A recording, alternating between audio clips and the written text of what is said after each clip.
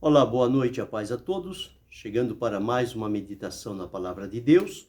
E nesta oportunidade, ler na Epístola de Paulo aos Romanos, o capítulo de número 13 e os versículos de número 11 a 14. Assim está escrito: E isto digo, conhecendo o tempo, que é já hora de despertarmos do sono, porque a nossa salvação está agora mais perto de nós do que quando aceitamos a fé. A noite é passada e o dia é chegado. Rejeitemos, pois, as obras das trevas e vistamo-nos das armas da luz. Andemos honestamente como de dia, não em glutonarias, nem em bebedeiras, nem em desonestidades, nem em dissoluções, nem em contendas e invejas. Mas revesti-vos do Senhor Jesus Cristo e não tenhais cuidado da carne em suas concupiscências. E o outro versículo, na Epístola de Paulo aos Efésios, capítulo de número 5, e o versículo 14, assim está escrito: Pelo que diz, desperta tu que dormes, e levanta-te dentre os mortos, e Cristo te esclarecerá. Esse é o texto que vamos meditar nesta noite, e vamos falar sobre é já hora de despertarmos do sono e identificar aqui alguns tipos de sonos que são perigosos para a vida espiritual. O texto que acabei de ler, o apóstolo escrevendo aos irmãos que estavam em Roma, alertando a eles sobre o amor ao próximo, a vigilância e a pureza que deveriam ter. E nos versículos que li, ele disse: E digo isto conhecendo o tempo. Então, Paulo era um instrumento de Deus, um servo de Deus, que tinha uma íntima comunhão com Deus, e por conta da comunhão com Deus, do elo, dessa comunicação espiritual que ele tinha com Deus, o Espírito de Deus que nele habitava trazia ao entendimento dele a situação daquele momento que estavam vivendo e a maneira como o povo estava se comportando. E isso ele traz-nos a lembrança, ele diz: digo isto conhecendo o tempo. Então ele estava observando o tempo, e o tempo através das atitudes, do comportamento que as pessoas estavam tendo, e entre aquela sociedade, o povo que servia a Deus estava no meio, vivendo naquela sociedade. Não tem como viver isolado da sociedade. Estavam vivendo lá. Mas o apóstolo, ao escrever para eles, diz-lhe o seguinte: digo isto conhecendo o tempo, que é já hora. Quer dizer, chegou o momento de que a partir de agora não se pode mais descuidar um segundo sequer. Não se pode cochilar, não se pode pestanejar e não se pode dormir nesta situação. O sono físico, não. O sono físico natural, esse que é dado por Deus, o sono que Deus dá ao trabalhador, isso é bênção de Deus, porque o sono revigora o corpo, revigora a mente, revigora todas as funções do corpo, porque enquanto dormimos, através do sono, as nossas energias, elas vão sendo renovadas na nossa vida e o nosso corpo descansa e vai receber forças para o dia seguinte para continuar a sua jornada, porque ninguém vive sem dormir. O sono é obrigatório na vida do ser humano. Ele depende de dormir para estar bem. Fisicamente, naturalmente, este é o sentido e é recomendado não pular essa etapa. mas ter o tempo necessário para o sono, para dormir, porque isso fará bem para a saúde. Agora, o que Paulo está dizendo aqui é um outro tipo de sono. Não é o sono natural, não é o sono físico, mas o que ele está dizendo aqui é o sono de natureza espiritual. Então, o que ele está dizendo é o seguinte: e digo isto conhecendo o tempo, que é já a hora de despertarmos do sono. Chegou o momento que quem estava dormindo precisa acordar. Quem estava sonolento precisa se despertar.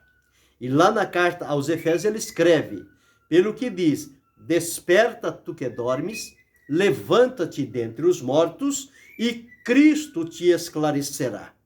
Então esta era a preocupação do apóstolo com relação àqueles irmãos do tempo em que eles estavam vivendo, e os sinais dos tempos, as profecias, o cumprimento, todo o ambiente que se apresentava, despertava no coração do apóstolo a necessidade de advertir aquele povo para que eles então pudessem estarem atentos e não se deixarem levar, porque o sono espiritual, ele é prejudicial.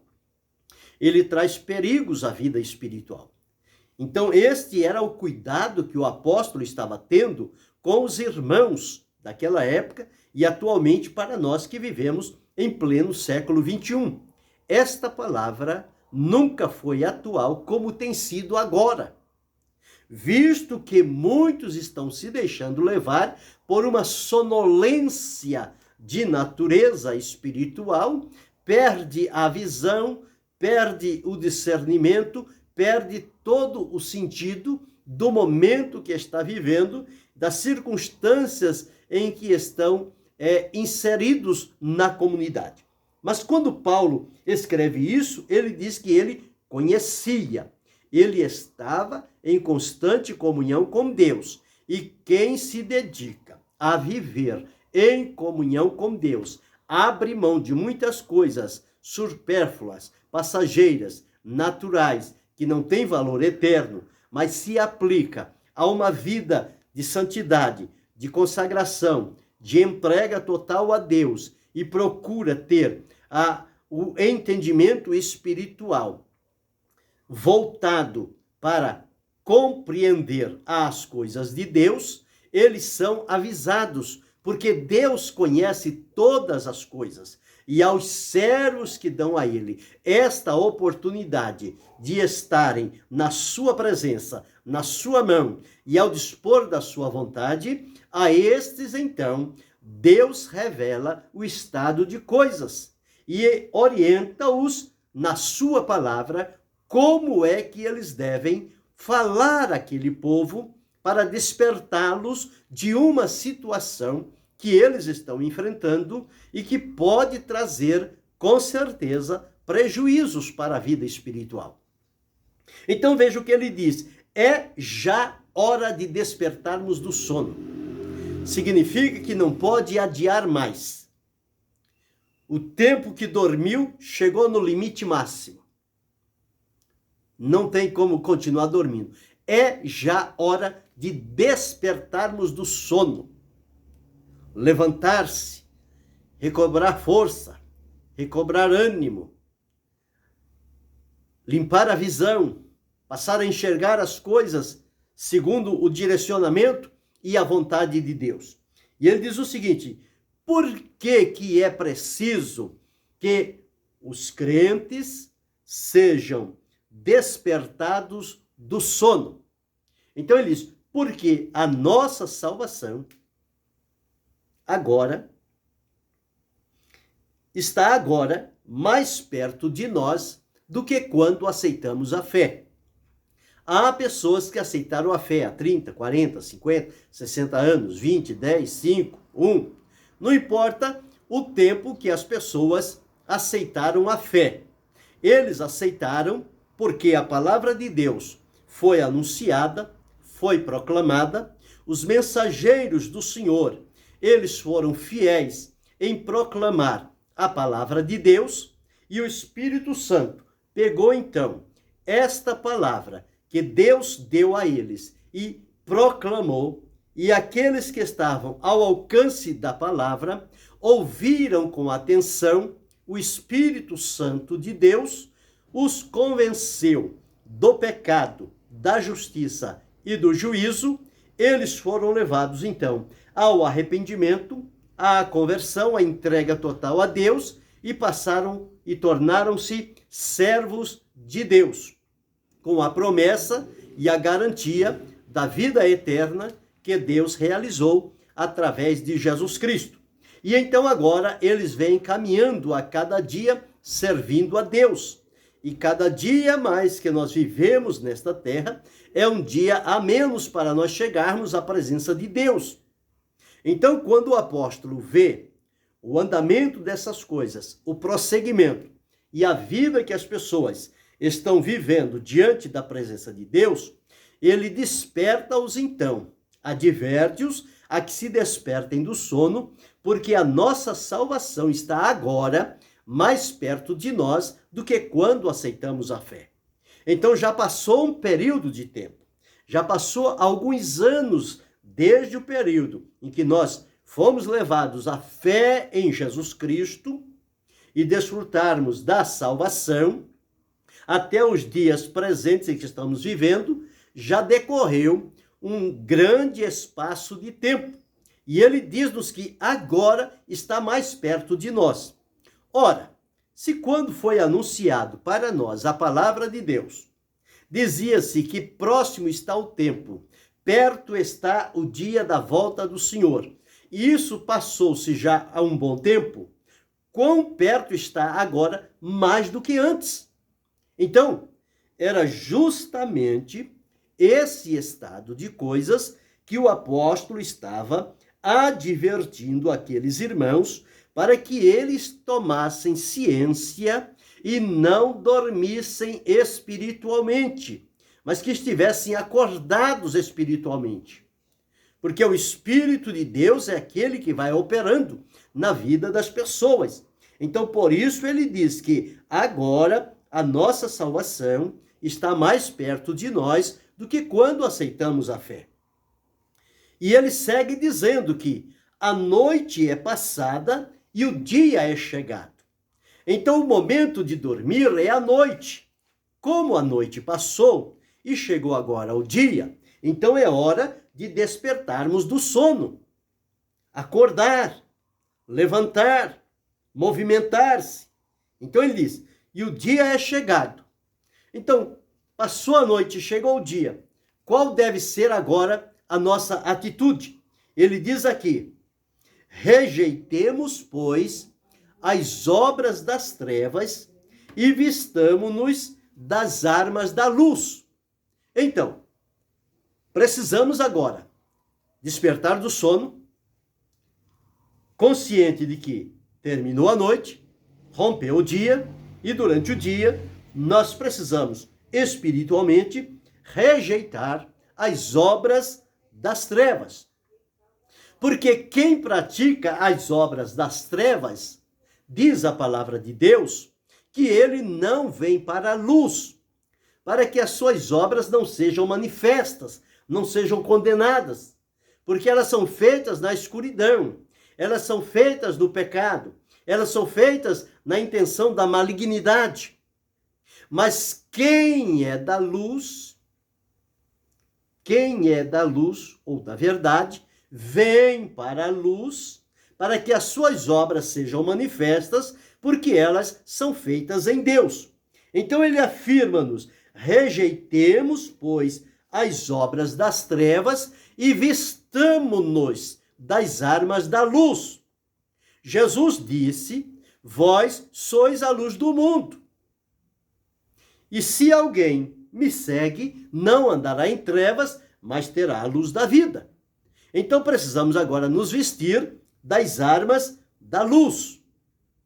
E ele segue dizendo, porque o comportamento do salvo é totalmente diferente daquele que não o é. Porque o que não é, ele não tem o conhecimento, ele não tem os parâmetros necessários, por isso ele vive uma vida dissoluta. Mas quem alcançou a salvação, encontrou em Jesus, foi recebido por ele recebe agora um padrão de vida diferente, espiritual, de acordo com a vontade de Deus, e que ele tem caminhos a seguir. Então está escrito aqui: andemos honestamente como de dia. Andar honestamente, procurar as coisas direitas, procurar as coisas puras, seguir as coisas que são verdadeiras, nada de engano, nada de mentira, nada de trapaça na vida. Estas coisas prejudicam. Mas ele diz aqui: andemos honestamente como de dia, não em glutonarias.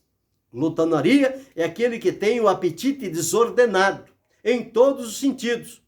No sentido físico, no sentido financeiro, no sentido familiar, no sentido cultural, de todas as formas. É a pessoa que não tem controle, é um descontrolado.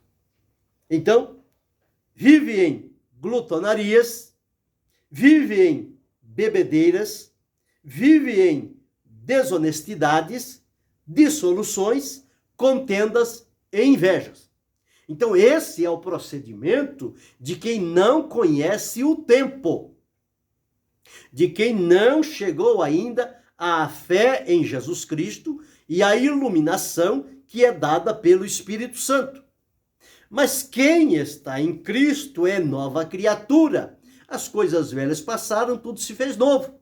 Então precisa estar atento, porque este tipo de comportamento, de prática, não é mais aceito naqueles que estão servindo a Deus. Ou seja, eles não podem viver em glutonarias nem em bebedeiras. Também não podem viver em desonestidade, nem em dissoluções, contendas ou inveja. Isto são práticas de quem desconhece o amor de Deus. Quem conhece o amor de Deus vai viver em comunhão com Deus, em amor uns com os outros, na prática da verdade, da sinceridade, da honestidade, do entendimento, da compreensão e usar de misericórdia uns para com os outros. Então era neste sentido que Paulo estava dizendo que é já a hora de despertarmos do sono. E o que fazer? Se nós somos do dia, precisamos andar honestamente e temos que rejeitar este tipo de comportamento, qual deve ser o comportamento aceitável da nossa vida perante Deus? Então ele diz aqui no versículo 14: mas revesti-vos do Senhor Jesus Cristo. Jesus Cristo é totalmente suficiente para a nossa vida.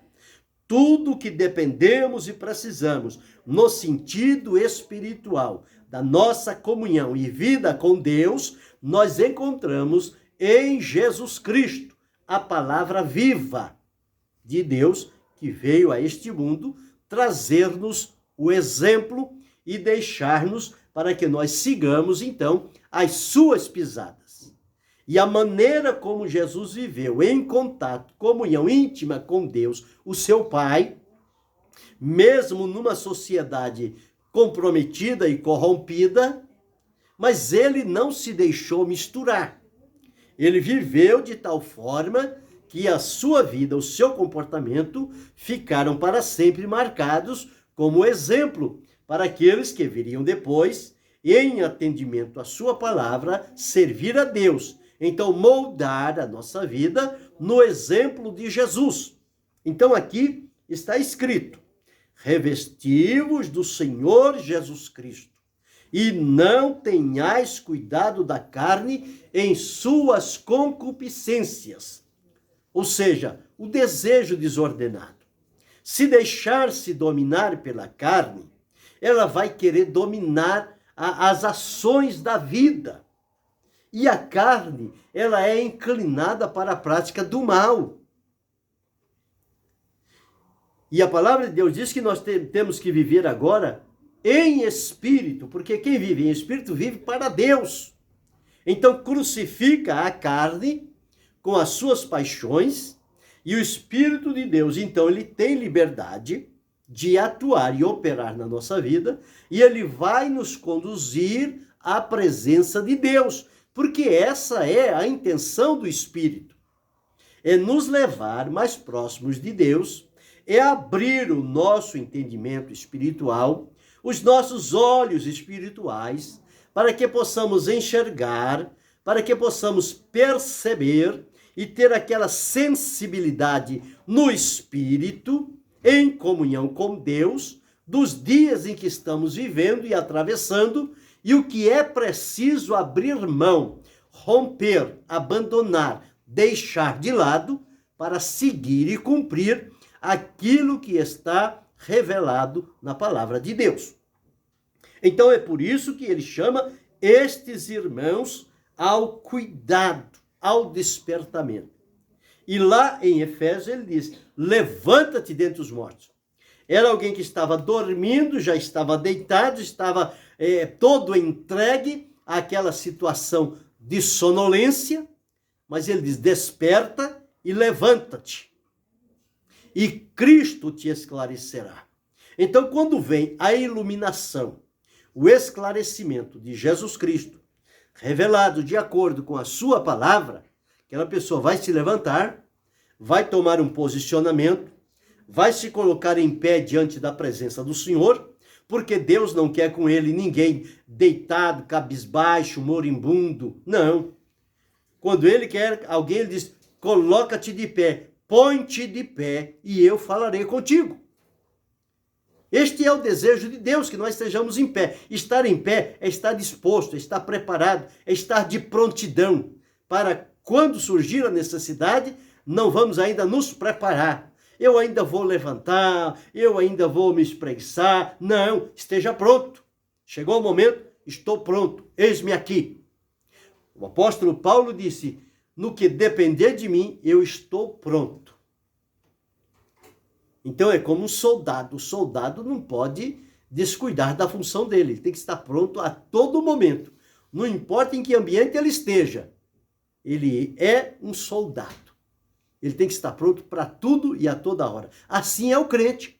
O crente não pode estar pronto só no momento de culto, lá no tempo quando ele vai se reunir com os irmãos. Não. Ele tem que estar pronto na sua casa, ele tem que estar pronto no seu trabalho, ele tem que estar pronto na condução, ele tem que estar pronto no colégio, na onde estuda. Em todos os lugares que ele estiver envolvido, ele tem que estar pronto. Porque ele é alguém da confiança do Senhor Jesus Cristo. E não pode se misturar, não pode se descuidar, não pode se vender à prática do pecado, porque isso desagrada a Deus. Então, Paulo disse isto. Agora, com base nesse texto, vamos observar ao longo da Bíblia alguns homens de Deus que dormiram quando deveriam estar acordados. E o que isso acarretou para a vida deles. Então, vai servir de exemplo para nós.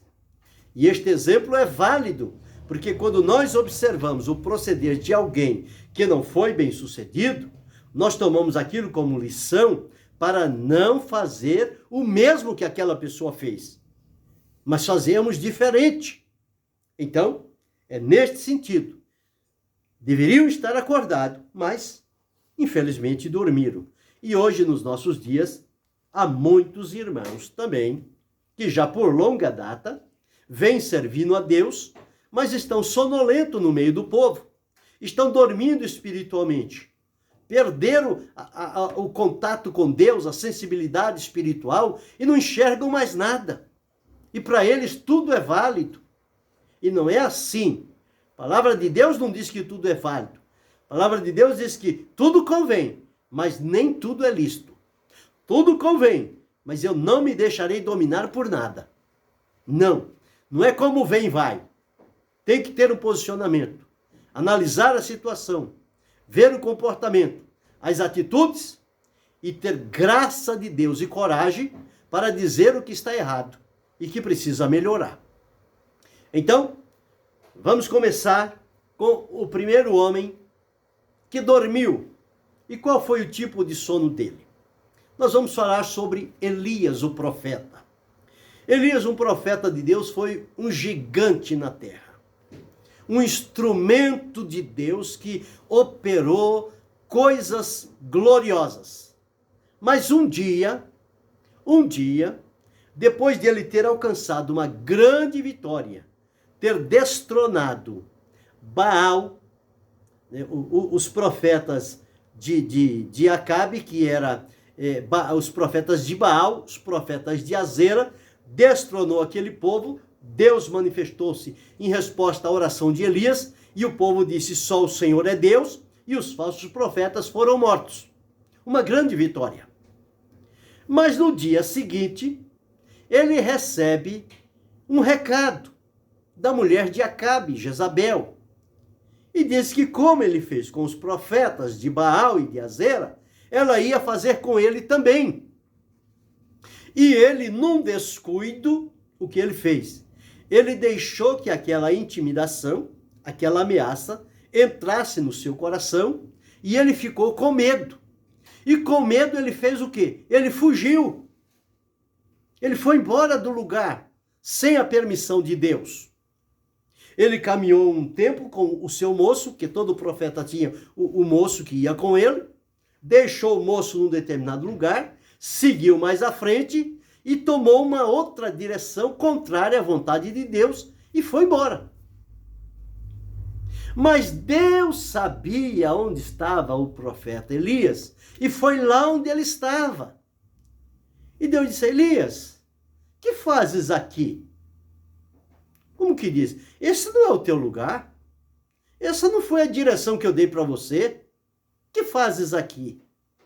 Ele estava dormindo.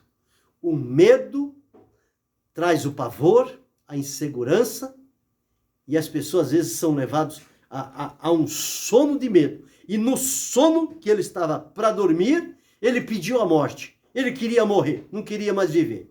Ficou com medo. Não queria morrer na mão de Jezabel, mas queria que Deus tirasse a sua vida para ele, então, deixar de existir. Mas Deus não o atendeu. Deus mandou um anjo que despertou ele do sono, levou para ele comida, que ele estava com fome, acordou para que comeu, ele comeu, dormiu novamente, estava tão pesado o sono dele, e o anjo vem novamente, desperta a segunda vez, e pede que ele se levante, ele come novamente, levanta-se, e com aquela comida ele caminha 40 dias e vai ao lugar que Deus havia determinado. Então em Elias nós vemos o sono do desânimo. O desânimo é cruel, ele é terrível.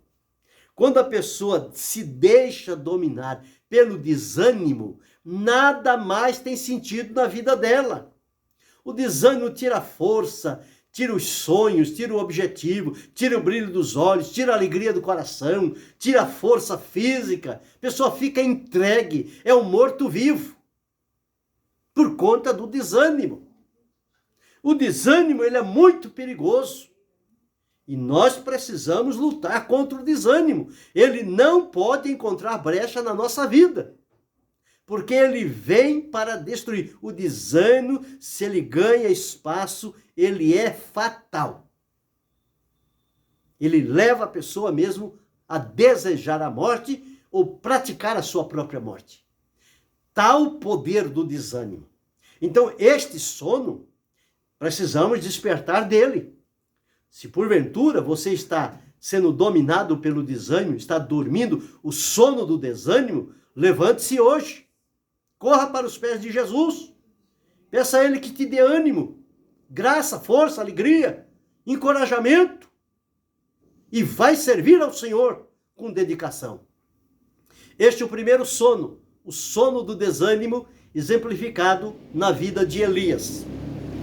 Um segundo sono que nós também podemos analisar é com respeito a Jonas. Jonas era aquele profeta que Deus o chamou e deu a ele uma missão de que ele fosse a Nínive pregar contra ela, que se arrependesse, e se não, dentro de 40 dias, ela seria destruída. Jonas conhecia o povo de Nínive, sabia da crueldade que eles eram capazes de fazer, e com isso ele teve medo. E no medo, o que fez Jonas?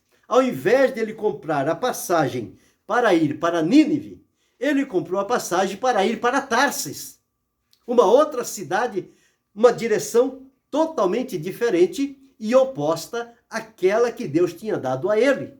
Ele tomou uma decisão por escolha própria, desprezando a direção que Deus lhe havia dado. E o que acontece? Ele estava tão perturbado, levado pela desobediência, que ele entrou no navio, ele desceu ao porão, e lá embaixo, no porão, sozinho, ele deitou e dormiu. E o navio vai embora. Chega ao meio do caminho, uma grande tormenta, toma conta daquele navio, todo mundo fica perturbado, fica assustado, cada um clamando ao seu próprio Deus, porque sobreviveu aquilo, porque aconteceu aquilo, e pedindo socorro, pedindo livramento. Quando os responsáveis pela embarcação vão olhando, pensando aqui, encontra Jonas dormindo, todo mundo apavorado, e ele dormindo. Chegaram ele então e disseram: desperta, dormente, o que tens? Qual é o teu nome? De que povo és tu? Ele então se levanta e diz àquele povo: eu sou hebreu, sirvo ao Deus Altíssimo e estou aqui. E essa turbulência, essa tempestade que aconteceu aí, ela veio por minha causa. Por quê? Porque Deus me mandou para uma cidade e eu estou indo para outra. Então Jonas foi tomado do sono da desobediência. Ele desobedeceu uma orientação de Deus. E Deus, para tratar com Jonas, no meio do mar, mandou uma tormenta e todo mundo pensou que ia morrer. Mas quando encontram ele lá e descobrem Jonas: o que você está fazendo aqui, dormente? Levanta. Ele levantou. Tiraram sorte e a sorte caiu sobre Jonas. Jonas era o culpado daquilo. Por que aconteceu isso? Isso foi culpa minha. Eu estou em desobediência. E agora o que vamos fazer? Me pega e me lança ao mar. Nem coragem de pular na água ele tinha.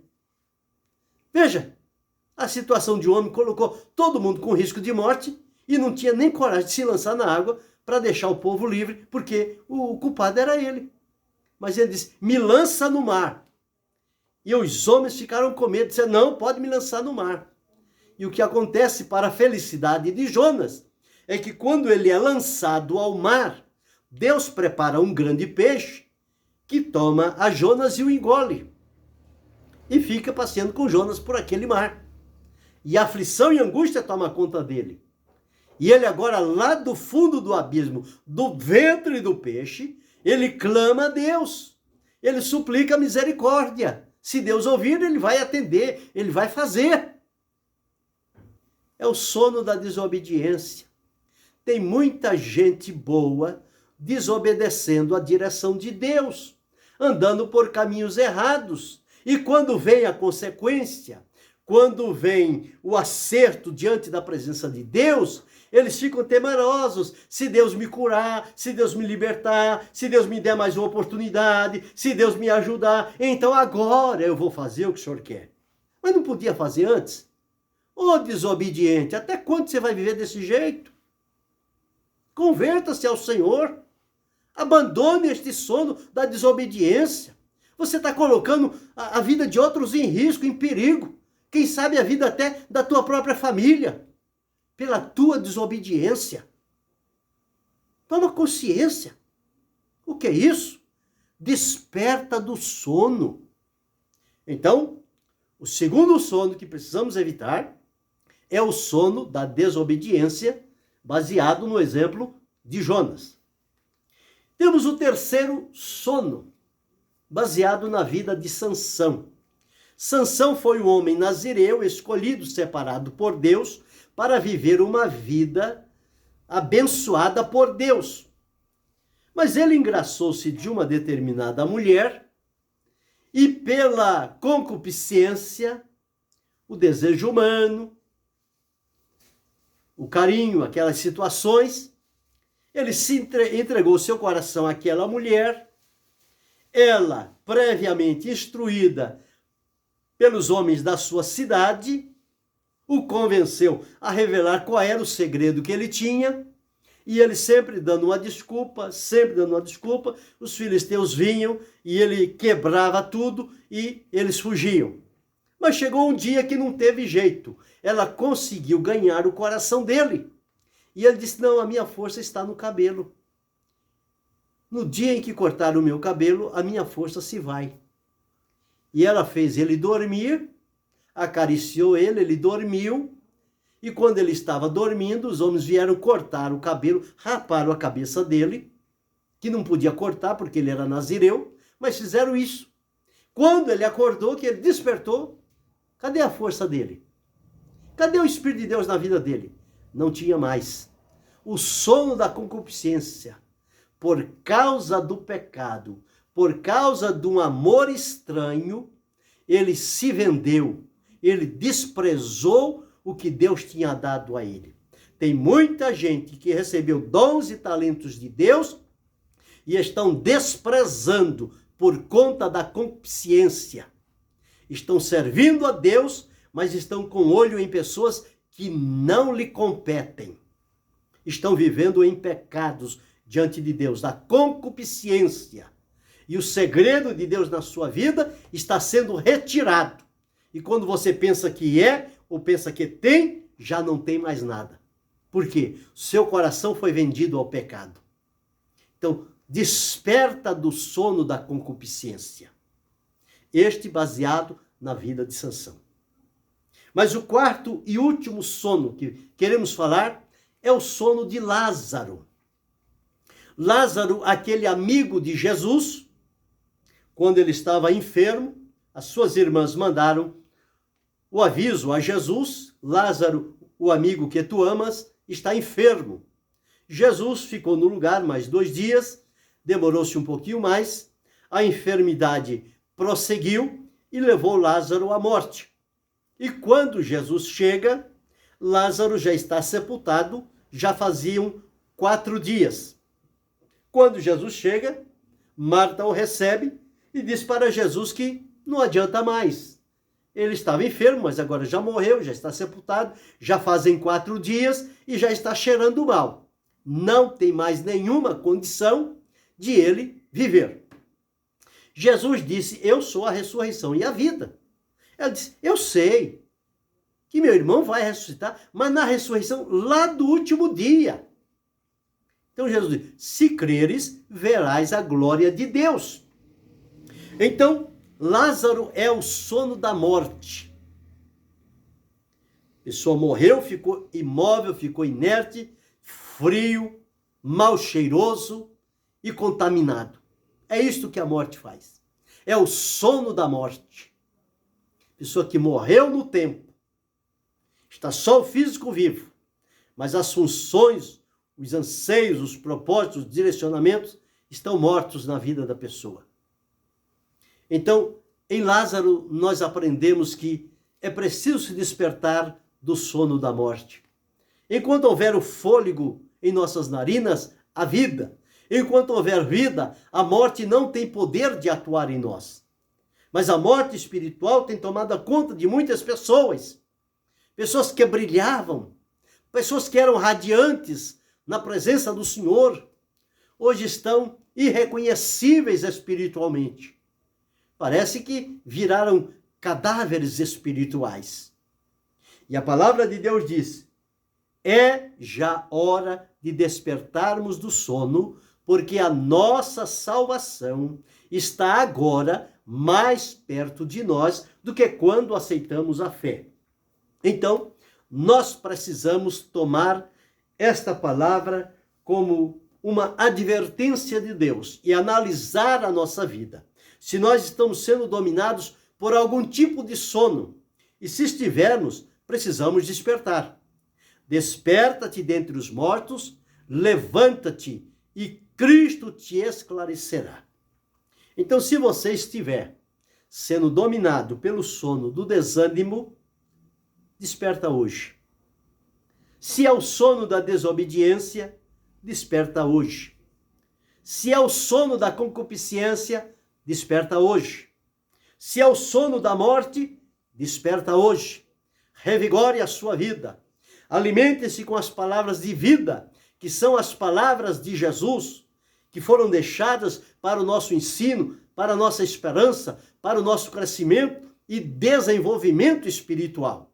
Então, à luz desta palavra, nós podemos nos livrar desses tipos de sonos espirituais que são prejudiciáveis à nossa vida com Deus. Então, precisamos tomar uma posição hoje. O que você vai fazer? Você vai continuar dormindo?